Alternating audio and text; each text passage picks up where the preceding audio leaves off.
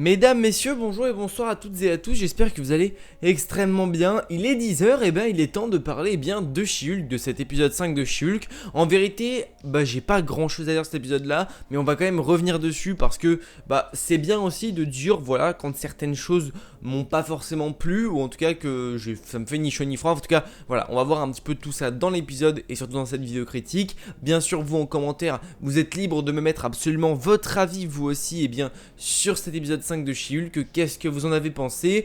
On rentre petit à petit dans la seconde partie de la série. Voilà, il nous reste 5, 6, 7, 8, 9, donc il nous reste 5 épisodes encore. Et, enfin, techniquement on a fini le 5ème, donc voilà, il nous reste l'épisode 6, l'épisode 7, l'épisode 8 et l'épisode 9, il nous en reste donc 4. Maintenant, à voir ce qui va se passer par la suite, même si pour le coup, vous allez voir, on va donc en parler, mais avant ça, générique. Bon, parlons donc de cet épisode 5 de She-Hulk. J'avoue être très mitigé, enfin, je sais pas si je suis très mitigé. En vérité, c'est pas que j'ai pas aimé l'épisode ou que je l'ai aimé, c'est juste que j'ai trouvé que l'épisode était mou ou n'avait pas réellement... On est vraiment dans un épisode qui n'a pas réellement d'importance pour la... Enfin, il a une petite importance quand même, mais il est pas non plus... Disons que c'est un petit épisode histoire de patienter pour l'après. C'est un peu comme dans chaque série, on a souvent un ou deux épisodes qui sont là en mode... Alors ça sert à quelque chose, parce que y a que 9 épisodes, donc forcément il faut que chaque épisode serve, mais ça n'a pas grand intérêt non plus. Là c'est un peu cet épisode là, disons que c'est un épisode, il est là parce que faut qu'il soit là. Maintenant, il n'y a pas de trucs trépidants qui se passent dans l'épisode. On n'est pas survolté par ce qui arrive. Alors bien évidemment, il y a 2-3 petites choses qui nous font bondir un peu de la chaise en mode let's go. Mais je trouve que globalement, ce que She-Hulk avait bien fait sur les premiers épisodes, c'était que je trouvais que tous les épisodes étaient plutôt bien construits avec de A à Z des trucs cool, etc. Là pour le coup... j'ai pas été très... Alors l'épisode est bien, mais juste bien en fait, ça je veux dire. Parce que c'est sûr que ça met en place déjà certaines choses. Déjà ça met en place la grande rivalité qui se naît entre Titania et Jennifer Walters. Et ça pour le coup c'est vraiment cool parce que c'est un peu, voilà, disons que c'est l'épisode origin story entre gros guillemets, disons préquel à la... comment j'allais dire la romance, mais c'est pas vraiment le terme, mais en tout cas à la dualité entre Titania et She-Hulk. On voit que Titania n'a carrément pas du tout encaissé ce premier combat sur lequel elle s'est fait totalement humilier, du coup elle a décidé d'attaquer en justice. On voit que, en fait finalement c'est un épisode qui utilise un peu Titania, en fait c'est un épisode qui montre que Titania sera présente pour la suite de la série. À partir de l'épisode 5, on comprend que ça va être un peu elle, la grande méchante de la série, même si je pense pas que ce soit la grande méchante, un petit peu à la manière du Kaïd dans Hawkeye. Je pense qu'il y a quelqu'un un peu comme le Kaïd qui se cache dans la série, qu'on verra peut-être un petit peu plus tard, pourquoi pas épisode 6, épisode 7. Mais globalement, voilà, ça nous montre un petit peu cette rivalité qui va exister entre Titania et Jennifer Walters, même si pour le coup, on n'a pas encore de réelle explication. Alors, on en a une petite, certes, on a la petite explication du voilà, elle m'a humilié devant tout le monde, machin truc, mais on sait même pas pourquoi elle a cassé le tribunal. D'ailleurs, très étrange, Titania n'a pas eu de procès ou de choses problématiques par rapport au fait qu'elle ait cassé le mur et qu'elle soit rentrée par effraction dans un tribunal. On n'a pas vu de jugement, on n'a rien vu là-dessus. Assez bizarre en vrai sur ça, mais bon, pourquoi pas. J'ai beaucoup aimé ce changement de titre pour montrer que Titania arrive vraiment et qu'elle est limite au cœur de l'épisode. Ça je trouve ça cool. D'ailleurs les amis, je vous invite directement à vous abonner à la chaîne YouTube parce que demain soir à 18h, une vidéo qui s'appelle Qui est Titania vous sera déposée sur la chaîne, comme ça vous pourrez comprendre qui est vraiment ce personnage, pourquoi, comment, d'où elle vient, son origin story dans les comics. Voilà, vous saurez tout sur le personnage, ça peut être vraiment utile pour la suite de la story. Bien sûr, la série est une adaptation, donc forcément on n'aura pas les mêmes choses, mais la vidéo va pouvoir vous permettre un petit peu de savoir dans les grandes lignes qui elle est. Aussi j'ai un petit peu théorisé sur le personnage, donc voilà, la vidéo sortira vendredi à 18h. Petite vidéo cool, on n'hésite pas à la regarder quand elle sort, mais pour pas la louper, il faut s'abonner et activer la cloche bien évidemment. Du coup finalement l'épisode, voilà, globalement c'est la rivalité entre She-Hulk et Titania. On a ce justement tribunal, ce jugement qui est là pour justement défendre le prénom She-Hulk. Au début on voit que She-Hulk n'est pas vraiment le prénom qu'elle souhaitait, enfin Jennifer Walters, on voit que c'est vraiment pas She-Hulk qu'elle voulait. Au final, elle a accepté et ça a créé un petit peu son identité de super-héroïne.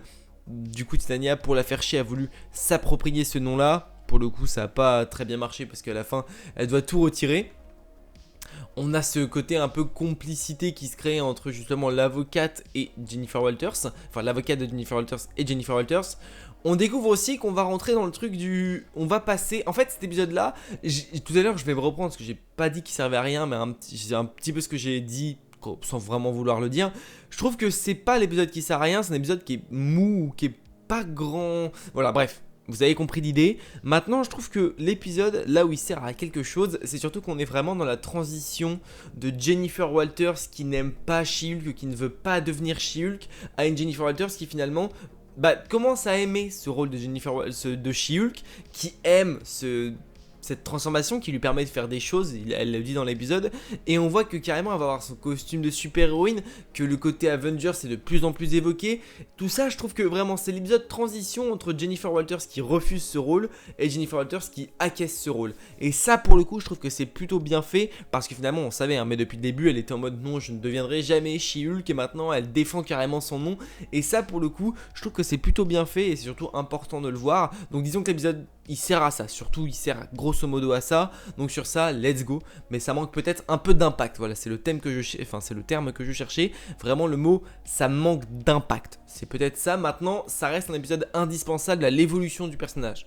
Je trouve que, voilà, par rapport à la personnalité au personnage, c'est indispensable. Maintenant, ça manque d'impact selon moi. Maintenant, c'est pas très grave, hein. J'aurais peut-être voulu un truc plus clinquant. Limite, le truc plus clinquant et le truc un peu teasing, on l'a eu dans la fin de l'épisode. Maintenant, c'est ce que je voulais dire aussi, c'est que moi, chaque épisode de She-Hulk, j'arrive à faire des petites théories, des TikTok, des choses comme ça, et en vrai de vrai, alors souvent ça m'arrive après, mais là j'ai pas l'impression de pouvoir faire 25 TikTok sur le truc, de pouvoir faire une théorie, tu vois, c'est délicat. Cet épisode-là n'est pas un gros épisode teasing, mis à part sur la fin, mais c'est un teasing qu'on savait déjà, donc maintenant ça va arriver très prochainement, c'est sûr, mais voilà, c'est un truc qu'on savait déjà à cause du trailer. On n'aurait pas vu Daredevil dans le trailer, pour le coup, ça aurait été grosse surprise et ça aurait été génialissime. Maintenant, pour le coup, vu qu'on sait qu'il arrive, c'est vrai que ça atténue un petit peu la chose, même si ça fait trop plaisir de voir ça. Alonso, donc on en parle, Alonso qui est la personne justement qui crée, je dis beaucoup justement, qui crée les costumes des super-héros. Je suis sûr que ce personnage là, il y a plein d'easter eggs dans son dressing, enfin, je sais pas vraiment qu'on appelle ça, mais dans cette boutique de costumage, si je puis dire. Je suis sûr qu'il y a plein d'easter eggs sur d'autres héros, d'autres méchants, peut-être même d'autres univers, je sais pas vraiment, j'ai pas eu le temps de faire gaffe, mais du coup c'est vrai que pour le coup, il y a plein de petits trucs, notamment du coup, et ça on le voit après, notamment ce costume-ci, voilà, cette partie-là de la photo, on voit clairement le costume de Daredevil. On a le casque de Daredevil qui est justement, Alonso dit « Ah, vous auriez dû ranger, je ne veux pas que tout le monde voit ça », et on voit quoi? Le casque de Daredevil dans le pochon, l'espèce de cadeau, je sais pas quoi. Et si on regarde, si on marque bien, juste en bas de l'image, là, ici, on a comment on appelle ça? Le Kevlar de Daredevil. Les couleurs jaune, rouge bordeaux, c'est le Kevlar un petit peu Daredevil. Est-ce que ça signifie que il a un nouveau costume par rapport à son ancien, ou est-ce que ça signifie qu'il n'a jamais eu de costume et que du coup voilà, d'après Charlie Cox, Daredevil sera un nouveau personnage, c'est un soft reboot, il récupère l'acteur pour refaire un Daredevil dans le MCU, c'est un peu dommage vu ce qui était la réussite des premières saisons Daredevil. Maintenant pourquoi pas, à voir, je ne vends pas enfin je suis pas, bref vous avez compris, mais à voir, en vrai de vrai à voir. Et puis voilà, on sait que là on sait que ce qu'il lui donne là, alors au début il lui donne un costard, et après on sait qu'il lui donne un truc caché, c'est le costume que portera Jennifer Walters dans la suite de la série. C'est là où on va de plus en plus la voir en She-Hulk, c'est là où on va de plus en plus la voir aussi dans ce côté de super-héroïne. Le côté Avengers est très souvent évoqué quand même. Alors est-ce que c'est un teasing en mode elle va devenir une Avengers? Je sais pas, je pense que oui, pour le coup, je pense que c'est inévitable. Est-ce qu'on va avoir la présence d'un Avengers dans la série? Ça c'est une bonne question parce que pour le coup c'est vrai que le terme Avengers est très souvent évoqué. Maintenant peut-être qu'on va justement avoir ce fameux Avengers qui va arriver pour parler avec elle. Et on peut avoir, je sais pas, un petit Steve, un petit Captain America, pas Steve, un Sam Wilson, pardon, en Captain America. Hein, c'est un personnage que j'avais cité dans quel caméo pour la série She-Hulk. Donc, ouais, pourquoi pas, ça peut se faire. Peut-être qu'un Avenger sera présent autre que Banner. Voilà, je suppose autre que Banner, un nouveau Avenger, en tout cas un petit peu en termes de recrue, qui a entendu parler d'elle, qui souhaite faire quelque chose avec elle. Pourquoi pas. Maintenant, je trouvais ça plutôt intéressant.